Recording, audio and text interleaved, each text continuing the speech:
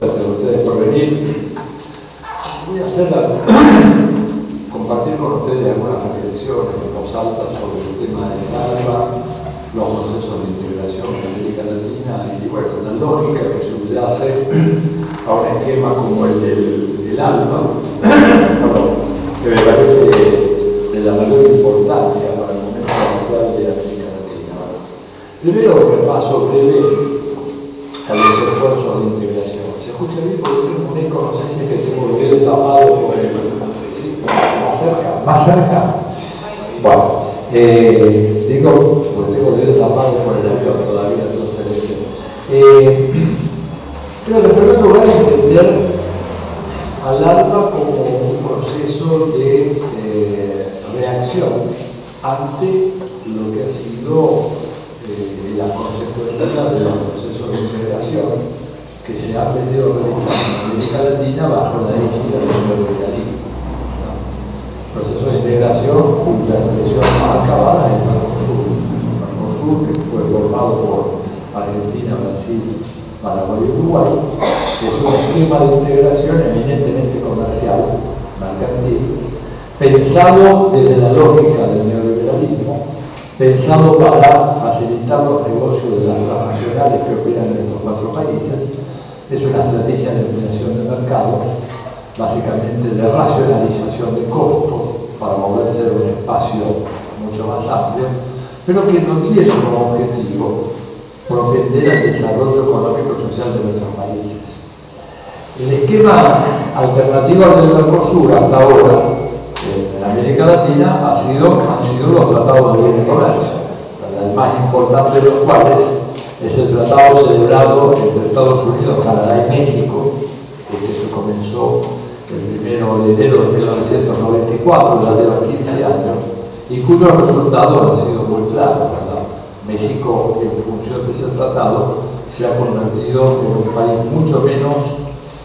fuerte económicamente, mucho menos autónomo económicamente. No sería exagerado decir que ha habido un proceso de subdesarrollo de México en relación a los logros que había obtenido en el periodo anterior, debido, por ejemplo, a que, entre otras cosas, como producto de la firma del Tratado de Libre Comercio con Estados Unidos y Canadá, la economía mexicana sufrió un acelerado proceso de desindustrialización. México era un país que tenía una estructura industrial muy desarrollada en los años 70 y 80, era considerado como uno de los países emergentes de reciente industrialización, con una creciente gravitación en el comercio mundial de manufacturas, y hoy en día la economía mexicana se ha reprimarizado. Hoy en día las exportaciones mexicanas fundamentalmente están dadas por productos naturales, petróleo, gas, alimentos, vegetales, hortalizas, etc. Y México, por ejemplo, entre otras cosas, producto de este esquema de integración, ha perdido su soberanía alimentaria. El maíz, que es originario de México, hoy en día el maíz que se consume en México, el maíz es un alimento fundamental para los mexicanos, porque con eso ellos hacen la tortilla, que es el elemento básico del consumo popular en México. Bueno, el maíz hoy en día se importa de Estados Unidos, ¿verdad? México ha perdido esa capacidad de alimentación de su propio pueblo que durante muchos años la había tenido, producto de un esquema económico que favorece a los grandes monopolios de la industria de la alimentación. Ustedes saben que un fenómeno relativamente novedoso en estos últimos 25 o 30 años ha sido la penetración del capital financiero, el capital industrial en el campo, bajo la forma de agronegocios.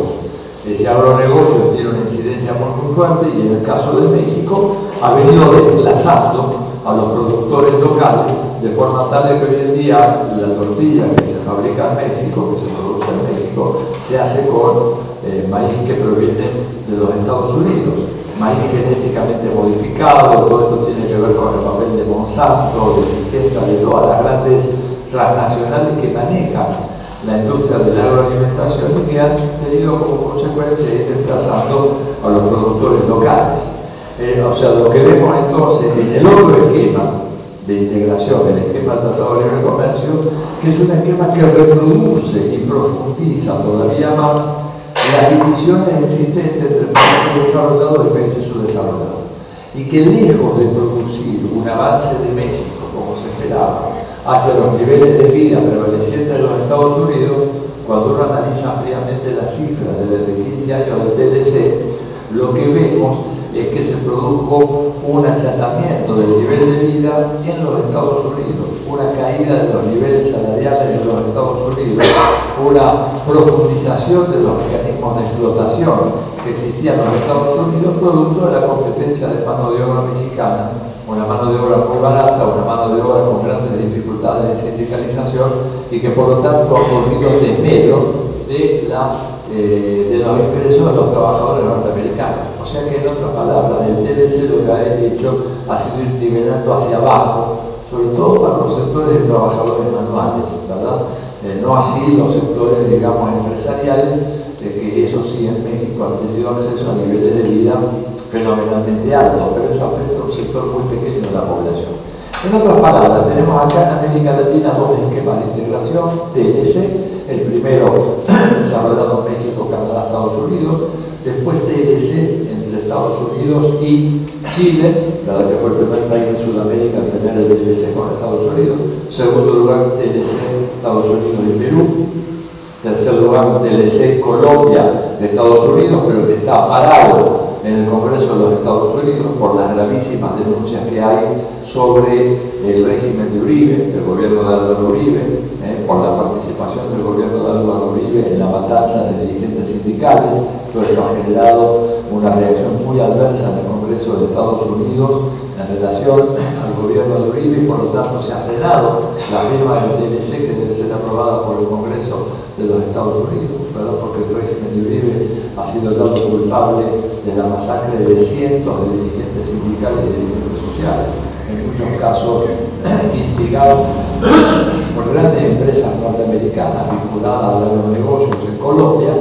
y esto ha salido a la luz y está parando la firma de ese tratado, la ratificación del tratado. Y por último, el tratado que hay, que se firmó del TLC entre Estados Unidos, los 5 países de Centroamérica, más República Dominicana. Pero lo que hemos visto como producto de todo esto es que en realidad esos tratados, lejos de favorecer el desarrollo nacional, lejos de favorecer el aumento del bienestar de la población, lo que ha hecho ha sido realmente favorecer unas pequeñas minorías, fundamentalmente minorías de los Estados Unidos, que son las que más han aprovechado de estos esquemas. En contra de eso es que precisamente se alza el ALBA. El ALBA, que originalmente se llamaba Alternativa Bolivariana para las Américas, ahora han cambiado el nombre, no recuerdo exactamente, pero básicamente sigue siendo el ALBA, ¿no es cierto?, que es producto de la imaginación y de la concepción estratégica que tiene el presidente Hugo Chávez Frías, que fue el primero que se dio cuenta de que era necesario buscar un esquema de integración alternativa para los pueblos de las Américas. Y acá hubo, yo diría, dos pasos en lo que hace al ALCA. El primer paso fue la derrota del ALCA, que era el proyecto de la alternativa de la Alianza de América Latina con Estados Unidos, el proyecto del presidente, que fue primero el proyecto del presidente Bush padre, que después fue potenciado por Bill Clinton y que finalmente fue asumido como una fuerza por Bush hijo, ¿no es cierto?, que trataba de establecer una zona de libre comercio desde Canadá hasta Tierra del Fuego. Era un proyecto eminentemente controlado por los Estados Unidos, en donde Canadá desempeñaba el papel de socio menor, y el ALCA era el gran proyecto estratégico de Estados Unidos para América Latina. Pero el ALCA tropezó con enormes dificultades y finalmente capotó en la reunión del presidente de Mar del Plata, que recordarán, en noviembre del 2005, con la participación protagónica de Hugo Chávez, la presencia de Néstor Kirchner también, y de otros presidentes de América Latina que pusieron sus reparos al ALCA y de alguna manera dejaron pendiente. Estados Unidos no abandonó por completo el proyecto ALCA, pero lo que hizo fue acelerar entonces la firma de tratados parciales con otros gobiernos de la región. Estados Unidos, al no poder tener su proyecto